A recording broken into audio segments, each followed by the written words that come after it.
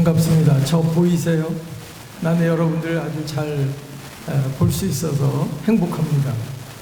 여러분들도 저를 잘 볼 수 있으면 좋겠습니다. 오늘 또 이 자리에 또 우리 초대해 주신 또 여러분, 특히 김현수 학장님, 또 임성우 원장님, 또 여러 교수님들 감사를 드립니다. 굉장히 마음이 따뜻하신 분들 같습니다.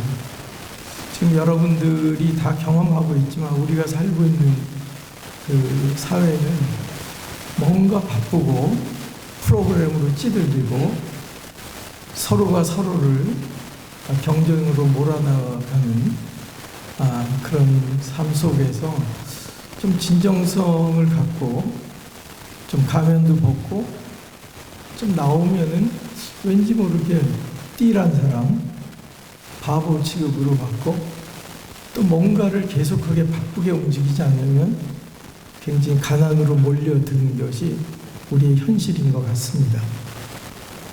어떻게 보면 우리가 쓰고 있는 이 모습들을 좀 벗겨낼 수는 없을까? 조금 부족하더라도 좀 부족한 모습을 보여주면 어떨까? 또 조금 미치더라도 바보 같으면 좀 어떨까?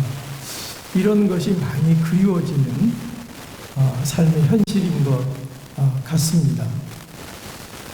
그래서 여러분들에게 오늘 그러한 얘기를 조금 몇 가지만 예를 들고 좀 나누면서 매듭을 짓겠습니다. 제가 알기로는 15분 정도이기 때문에 예 몇 가지만 들고 얘기를 좀 하겠습니다.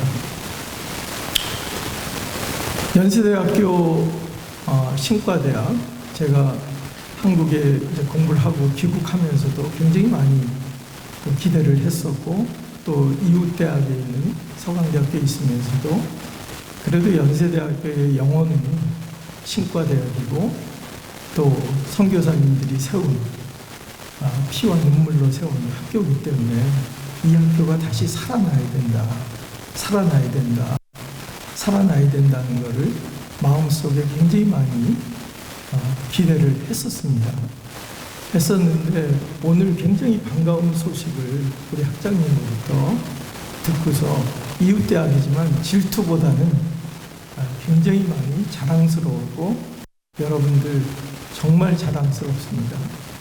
또 신학뿐만이 아니라 종교학 전체에 걸쳐서 또 글로벌하게 굉장히 우수한 그러한 학교로 우뚝 서 있다는 거 감사하게 생각을 하고, 또 학부 학생들, 또 대학원생들, 여러분들이 하는 이 첫 번째 사랑, 여러분들 여기 그냥 들어온 거 아니지 않습니까?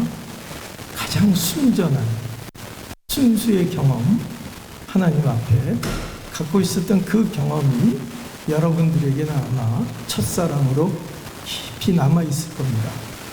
그 사랑 잊지 말고, 프로그램에 휘둘리지 말고, 외적인 모습 안에 휘둘리지 말고 철저하게 그 사랑 갖고 살아내면 좋겠다는 그런 얘기를 나누고 싶습니다. 결국에는 프로그램은 사람을 감동시키지 않습니다. 어느 정도까지는 그게 맥을 칩니다. 그러나 그 기간이 지나가면 다 뻥입니다. 그래서 프로그램에 너무 휘둘리지 말고 여러분들이 갖고 있었던 첫 번째 그 순수, 그 사랑, 그거를 기억하시기 바랍니다. 끊임없이 그 사랑 앞에 여러분들이 마음을 모으고, 끊임없이 그 사랑을 기억하고, 또 끊임없이 그 사랑 앞에 마음을 담고 에너지를 모으고, 또한 무릎을 꿇는 그러한 것이 굉장히 소중하다라는 것을 말씀을 드리겠습니다. 여러분이나 나나 우리가 속해 있는 기독교 예보다도 다른 예를 통해서 제가 경험한 몇 가지를 말씀을 드리겠습니다. 하나는 제가 1980년도경에 한국에서 대학원을 공부를 하고 중국을 가려고 했는데 외교 관계가 설립이 안 돼서 제가 인도를 갔습니다. 그래서 인도에서 한 3년을 보내면서 머리도 깎고, 그래서 많은 분들이 저보고 북한 사람이라고 이제 오해도 받은 경험도 있고, 그런데 그때 받았던 하나의 경험이 저한테 지금까지 종교학을 공부하면서 뭘 종교학을 공부하는 건가, 그리고 종교인으로 살아간다는 것이 뭘까, 그런 어떤 좌표 같은 그러한 그 울림으로 왔던 사건이 하나가 있었습니다. 그 사건은 여러분들이 인도에 가보신 분들은 잘 알 겁니다. 인도의 남인도 쪽으로 가보면 그 마드라스라고 있죠. 지금은 이름이 첸나이라고 이제 그 원래 그쪽에서 사용하는 타밀 언어로 이름을 붙여진 곳이 이제 첸나이입니다. 근데 거기가 너무 더워요. 그러니까 여름이 되면은 그 온도가 굉장히 높고, 그래서 도저히 견딜 수가 없습니다. 자고 나면 눈이 빨개요. 잠을 못 자니까. 그래서 이제 마드라스 아이라고 하는 이름까지 붙여질 정도로 굉장히 덥습니다. 그런데 보통 보면 구릉지대로 가서 휴양을 보냅니다. 많은 분들이. 돈 없는 유학생이 한글 학교에 좀 가서 이제 도와주니까 또 굉장히 좀 미안하기도 하고 맨날 얻어먹기만 하고, 그러니까 좀 죄송하기도 하고. 그랬는데 거기 지사장 되시는 분이 김 선생님도 저희들과 같이 좀 휴양지에 한번 가지요. 근데 마음속으로는 좋으면서도, 그러니까 대접만 받는다는 이런 생각 때문에 늘 움쩍움쩍 거리고 있었어요. 근데 그 딸이 선생님도 같이 가시자고. 그래서 이제 갔습니다. 갔는데 좋은 곳에서 정말 좋은 음식도 먹고 좋은 얘기도 나누고 했는데, 제 천성상 누구한테 이렇게 뭐를 받으면 이상하게 이게 늘 부담으로 많이 옵니다.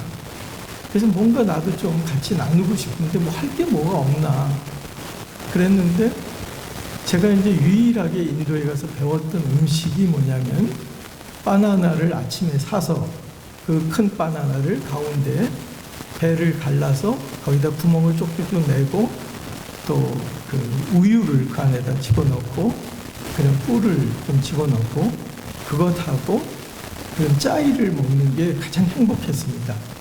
햇볕이 오면서. 그래서 거기에 있는 분들하고 함께 갔던 사람들한테 제가 선포를 했습니다. 내일은 제가 아침을 한번 준비를 하겠다고. 그러니까 전부 다가 사람들이 눈이 동그래지면서 저 돈도 없는 유학생이 뭘 우리를 한다고, 여러 가지 시선이 저 나름대로는 느껴졌었습니다. 그래서 아침이 돼서 말을 했기 때문에 그 밑에 가서 바나나를 파는 곳에 갔습니다. 인도 바나나는 여러분들이 알지만 50, 60개의 종류가 많습니다. 새끼손가락만한 바나나도 있고 굉장히 큰 바나나도 있고. 그래서 갔는데 거기에 있는 분이 무슬림 할아버지예요. 근데 나이가 한 50도 안 되신 분인데 할아버지 같이 보입니다. 그리고 이는 다 빠져 있고 몇 개는. 그래서 제가 이제 바나나를 사러 거기에 갔습니다.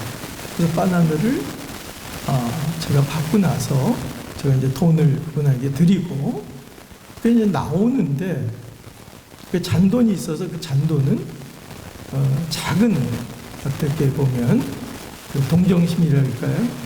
여러분들도 아마 거의 비슷한 경험일 겁니다.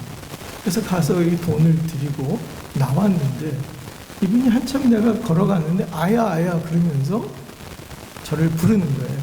근데 저는 즉흥적으로 아야라는 말이 형님이라는 말입니다. 그 보는 순간, 야 임마, 야 내가 임마 너한테 줬잖아. 한국말로 이렇게 내가 그분한테 얘기를 한 겁니다. 왜 그랬냐면 하도 인도에서 소위 지갑을 털려본 경험이 많으니까, 그리고 뭐를 하면 모든 것이 다 정상적으로 되는 게 없었습니다.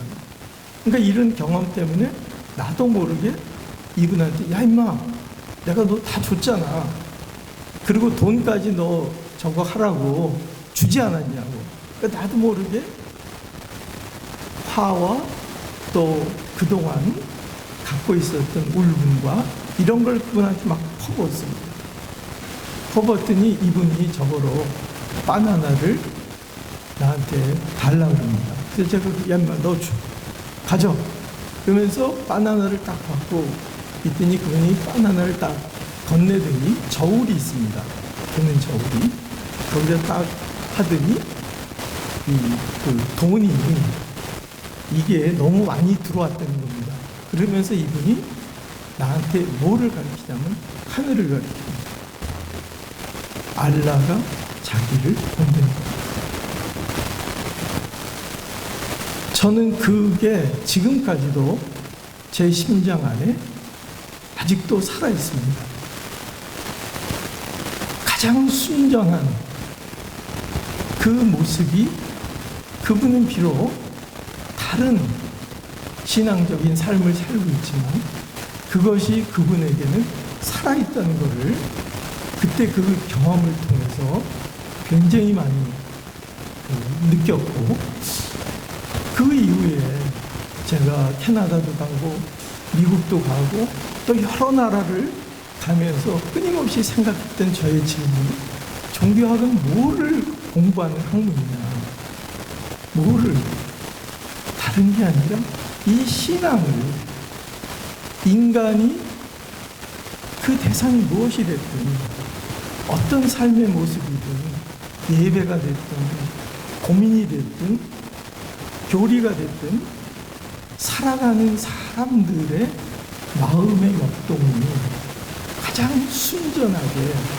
어떤 식으로 그것이 움직이고 있는지, 이거를 깊게 기술하는 것이 종교학자의 역할이 아니냐.